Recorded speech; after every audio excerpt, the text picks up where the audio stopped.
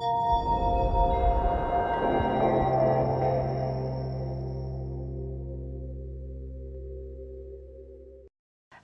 and welcome to day one of the World Economic Forum here in Davos.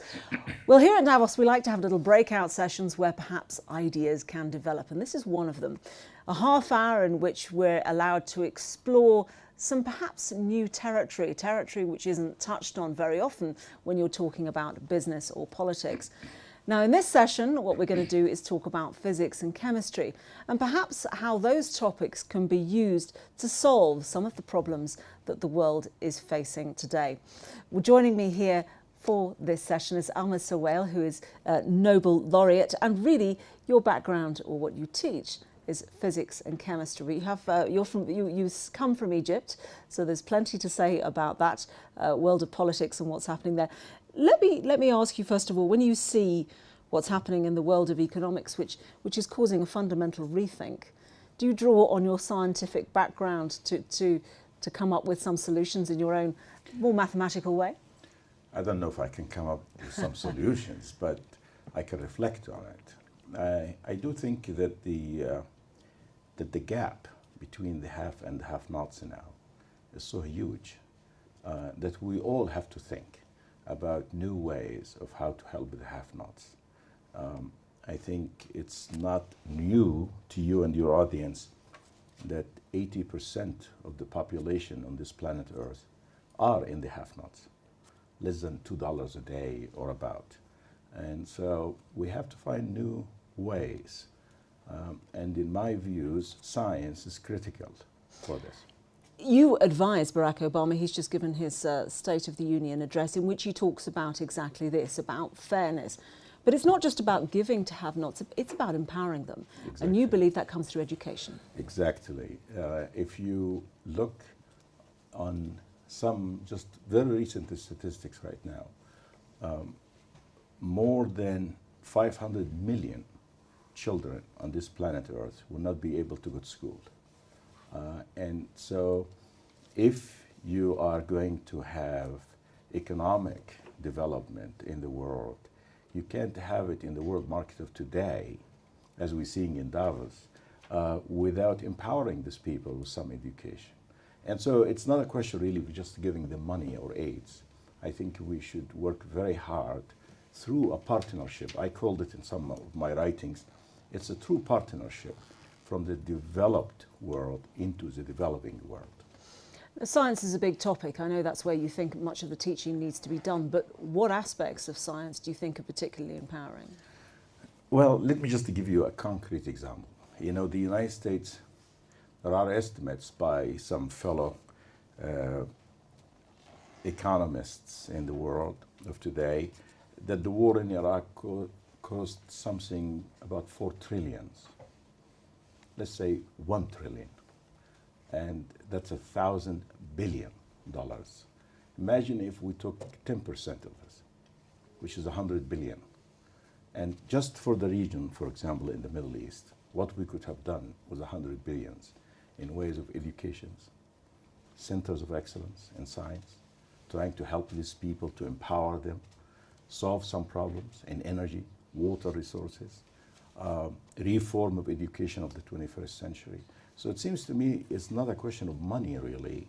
It's a question if we are very serious and sincere. It's a question of reprioritizing. Exactly, and being determined to solve the problem. Does education have a role to play in diplomacy?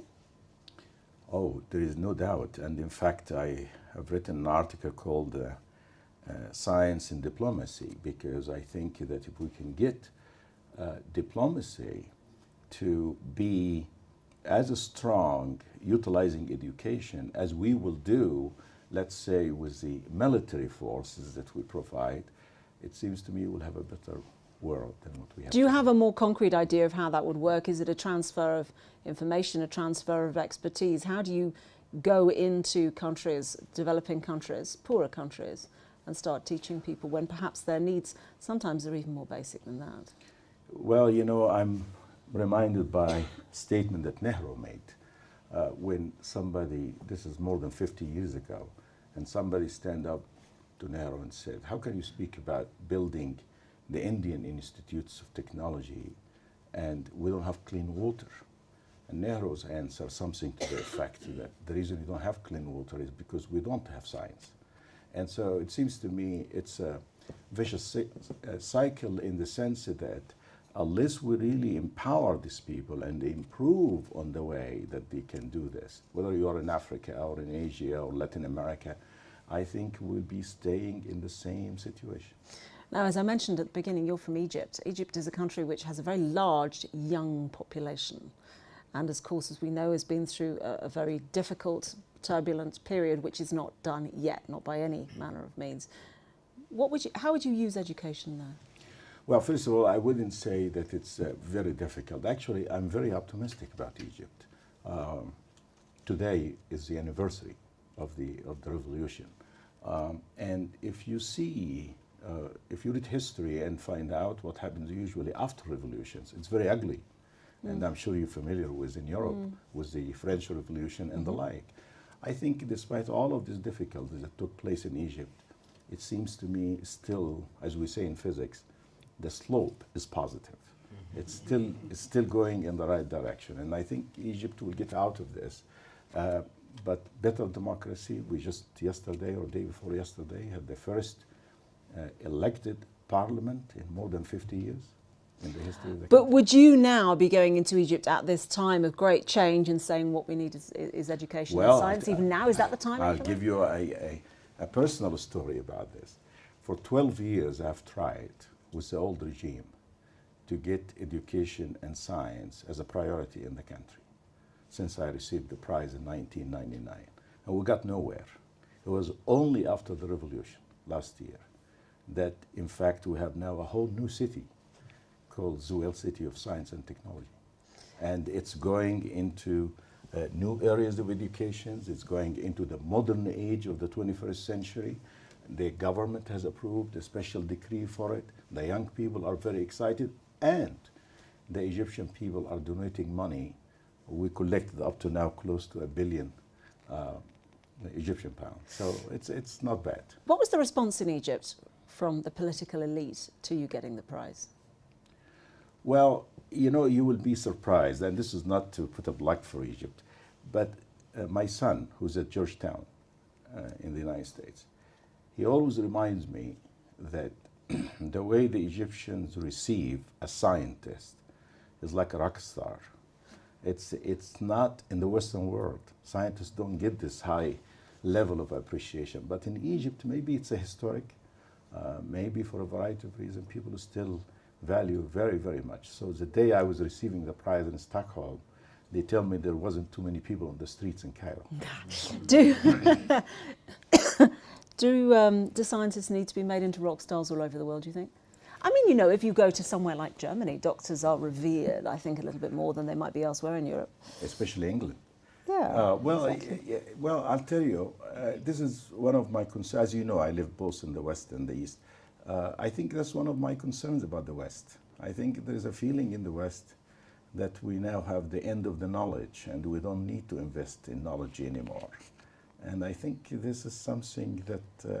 well, I think that's something now, perhaps this week, that people will be convinced that is not the case. I mean, from an economic point of view, we're at the end of an era where there's been enormous, for example, the rise of China has kept inflation down and growth high. Global growth higher. We've seen enormous developments in the world of telecommunications with the internet at the centre of that. And that's kept productivity high, inflation low and growth high. But we're coming to the end of that era now. Do you think physics or chemistry have the next wave of innovation to offer such that we can propel the world economy forward? Yeah, I'll answer this is an important question. I'll answer this, but let me just say that where you're seeing people are interested in going into science and engineering is in Asia and in countries like Egypt, actually. But on the other hand, in UK and in USA, the numbers is dropping, as a matter of fact. So there is some concern there. Now, regarding your questions, many, many books have been written about the Can I just stop you there? I Yes. have a worry about your microphone not working. Is it working now?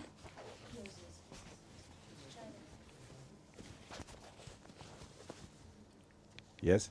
No, it's not working. Maybe that's a signal to end the program. Yeah, There.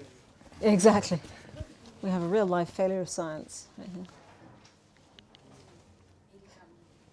Okay, so let's pick up then. You were talking about perhaps the lack of glamour attached to engineering. Well, there is books and books have been written about the end of science and the idea that we are at the end of the roads in certain areas. I frankly give it very little weight. I think that what is really incredible about science is the unpredictability of science. And I've written a piece in Nature about the issue that it's all in curiosity. If you give the right education and you're curious, you will find somebody that's 26 years old or 22 years old and coming up with a brand new idea that might transform the world that neither you nor I have thought about it. So that you can't say in the ocean of knowledge that there will be an end, for example, for this or that. We have no idea. Let me give you an example. Do you know that more than 98% of our universe is dark? We don't know much about it. So we only know less than 2%, including galaxies and stars and the like, all of the planets, everything. It's only less than 2% that we know. So the discoveries are really up to, once you educate the people in the right direction and you plant the elements of innovation, you will always find new things in science. What about all of this particle physics that we're seeing at the moment, neutrinos and such like? It's really hard for a lot of people to understand why that's relevant to them. Is particle physics relevant to us? Apart from the fact that we wouldn't be able to stand up unless we had it, you know. Well, again, it's a good question, but I would say this. I would say that knowledge per se is extremely important if you're thinking about investment in the future. Because any person who will tell you, including Nobel Prize winners, that they know what's going to come, perhaps more than 10 years ahead of time, is not really, they don't know. We don't have a crystal balls to know that. So we don't know if there is going to be a new particle that will be discovered that will revolutionize the sources of energy that we are looking for. We have no idea. We don't know what is the origin of our species. We might discover something at very high energy. So knowledge for the sake of knowledge we have to invest in. But if you're asking me, would particle physics tomorrow produce something for the benefits of health or energy? Tomorrow, I'm not really sure. But we have to invest in it. Okay. Are there any questions immediately coming from the... Yes, gentlemen, if you could tell me where you're from and your name and stuff. Well, my name is Mickey Pant. I live in the U.S. I'm the CEO of a company called Yum Brands. Basically, a lot of restaurants. We have a lot of restaurants in Egypt. Yum Brands, Yeah, yeah. Very well known, yeah. Firstly, thank you, Professor, for your comments. It's a privilege to hear you speak. The question is about the students that you see today as you teach in college. And compared to the time students at the time when you were a student, I'm guessing 40 years ago, in terms of capability and their attitude, do you see a difference? It was 20 years ago. So, no, I think you're right, actually. But it depends which stage you're talking about. But has there been a change in... well, you know, it's always nostalgia. You know, we always go back and say we were better than our this and that. So it's very hard to answer this objectively. But I'll tell you one thing from a personal experience. I was involved in the Egyptian revolution. I saw what's happening in Tahrir Square. If you ask me 2 months before the revolution about Egyptian youth, I would have told you all kinds of things about, you know, they are not like our old generations and this and that. But when you sit with these people and you saw what they have done, and by way of what they used in the information technology and how disciplined they were, you will have to tip your hat. So I think every generation have their own way of doing things. And I think that's the way we probably survive as a species. Yes, please. Hi, I'm Mohammed Al-Hawam from Egypt. I'm Mohammed Al-Hawam from Egypt, and I run a social enterprise that focuses on education for children from 6 to 12. And the more we study the curriculums that are there in different countries, the more we find that it pushes students to not practice critical thinking. It's very restricting because there's one answer, it's at the end of the book, and you're not supposed to look at it. And when you make it an alternative educational system, it's very expensive, to be honest, to make it based on mentorship and an open curriculum. So, do you have any idea how can we develop critical thinking in a cost-effective manner that is not expensive? Because if you look at around the countries that are doing that, they're spending a lot of money in there. Right. How can we make something cost-effective? You will be intrigued on this council of President Obama. One of the things, we are a small group, and one of the things is critical for our study is also critical thinking of American students. In other words, the problem is not only in the developing world, it's even in the developed world. Because why? The inventions are huge. You're talking about Wikipedia, and you're talking about MySpace, and so the education that we used to, the blackboard, the whiteboard, all of that stuff, is gone.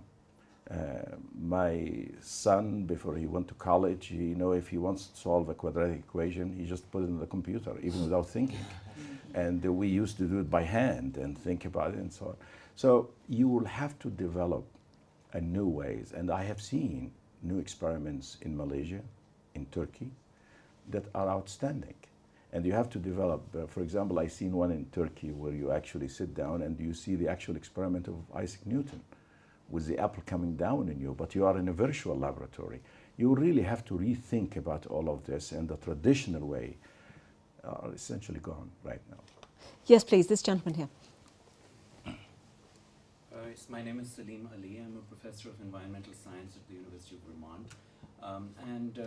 I'm interested in this issue of religion and science because as a Muslim American and someone who firmly believes in scientific enterprise, I find it very challenging working with my fellow Muslims on some of the more difficult but fundamental issues in science. And the most notable example is evolution.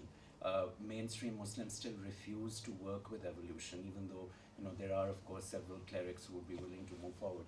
And you get marginalized, you get ostracized even by bringing it up, and you can't even advance in fundamental biology without working on it. So how are you dealing with that? Well, it is a fundamental issue. The basis of it, again, is in education. But I want to remind you that I live in America, as you know, and in Kansas, there was a vote by the board not to teach evolution. So it's every place you're going to go to. I was just going to say, it's not just Islam. Yeah, right, Is it? Yeah, right. but Yeah, so it's. I think the difference is that in those cases, you will have a majority consensus in the other religious community, which will marginalize those extremists. But in Islam, we're talking about the dominant majority. Yeah, it's central. Will actually push you out. I think there are two forces that will change that, and I'm very hopeful about that. A is that the Muslim world is living and have lived for a long time under dictatorship, and they used religion in order to get their own way. I think when you have true democracies and exchange of ideas and this and that, you will have the majority and the minority there. I think the second point, which is extremely important to the Muslim world, is education. Education in the Muslim world is not up to the standards of what they used to be 1,000 years ago. And so there are dogmas, there are lack of understanding, there is a confusion about what's said in Quran. All of this has to be clarified.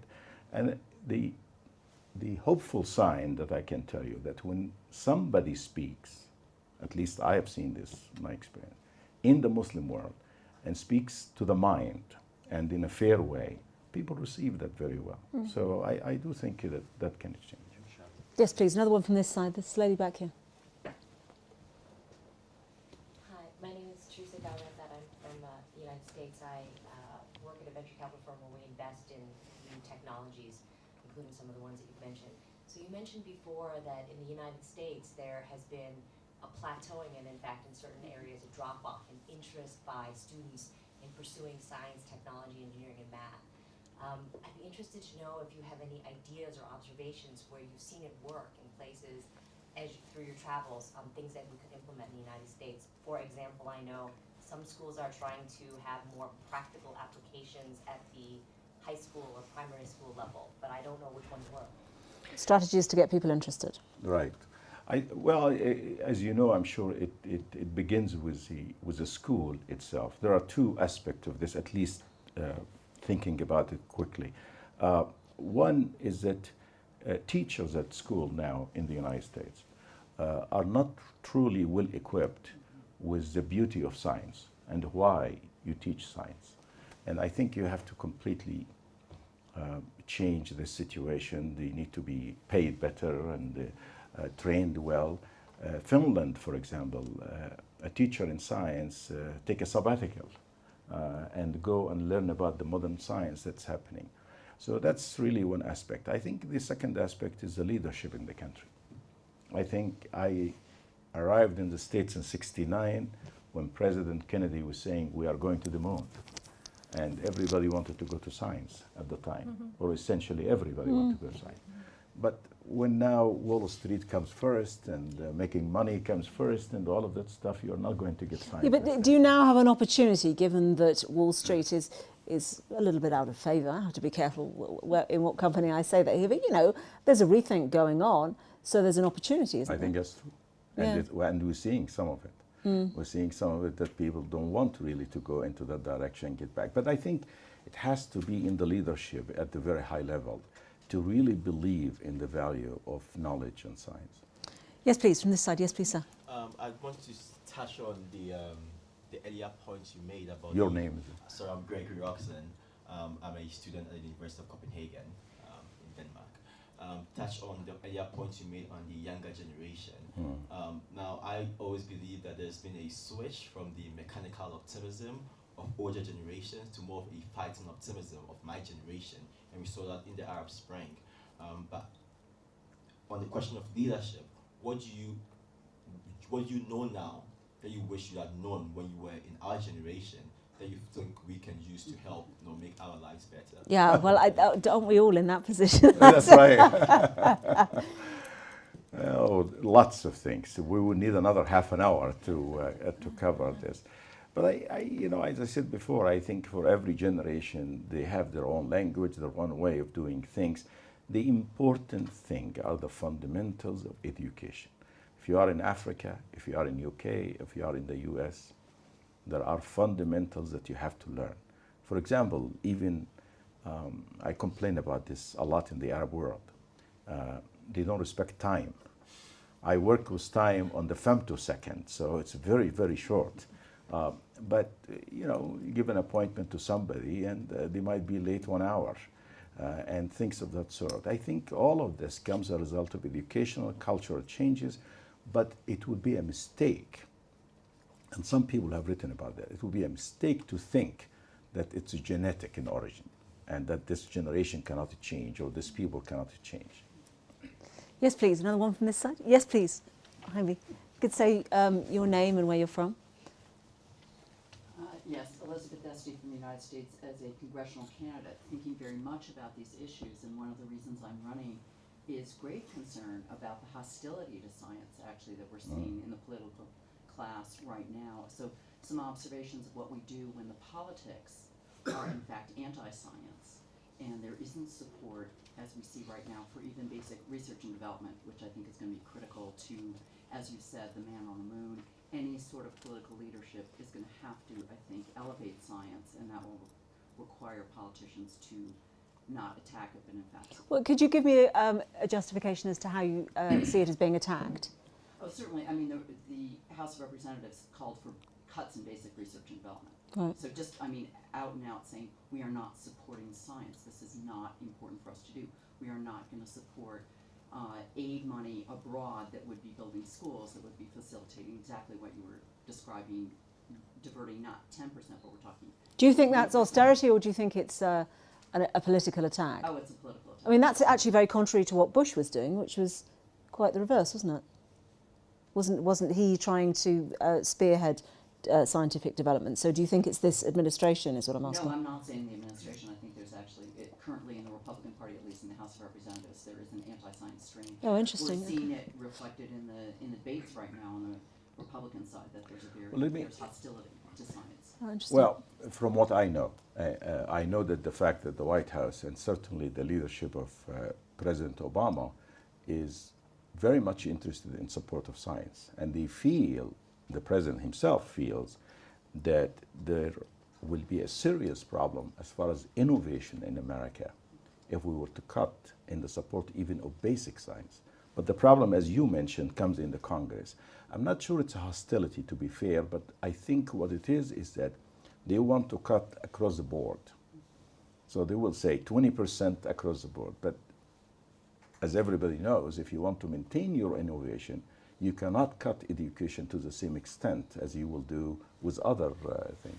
So I think there got to be a realization that you will not go forward unless you invest really in the knowledge of the future. And other countries are doing that very well. And that's a scary part of it. Yes, please. Any other questions from over here? I think there was somebody here. Any other questions? My name's Linda Gumray. I'm a communications consultant for pharmaceutical companies. I have a slight problem with what we tell students to do once they've finished their science degree. Working in pharma, research and development, your chemistry graduates, it's hard for them to get jobs now. I have a nephew who's just about to finish studying physics, and we have an education issue in the UK where they're being offered to pay off your student grant 20,000 if you go into teaching. He has a fantastic physics brain. Is that almost a waste? It's hard. It's a difficult dialogue. Yeah, what happens if you educate people but you can't have the jobs, you don't have the jobs to offer them? Yeah. Right. Are we not telling them where to go once they have that degree? Well, you know, it's a very serious problem, and in fact, if you take the developing world, it's even worse. Because if you look at the number of people graduating, Egypt has 90 million, roughly 90 million now. As I said, at least 30%. I mean, there are certainly millions who are university graduates, but they don't have jobs. But it seems to me this short-sighted, because on the part of the administration. Because if you look in places like China, for example, 1.3 billion, and everybody would have said that you can't find jobs for these people.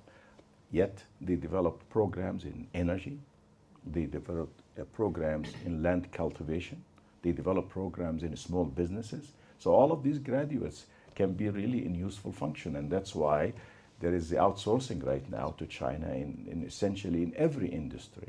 So it seems to me it's critical that the leadership at the top be thinking not only in reforming the education, but also finding the new avenues that you can proceed with.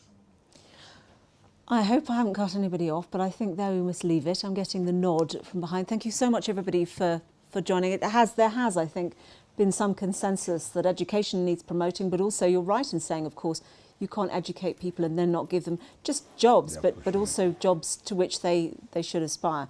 So we need to be rock stars. Thank you very much That's a indeed. good note. Thank you.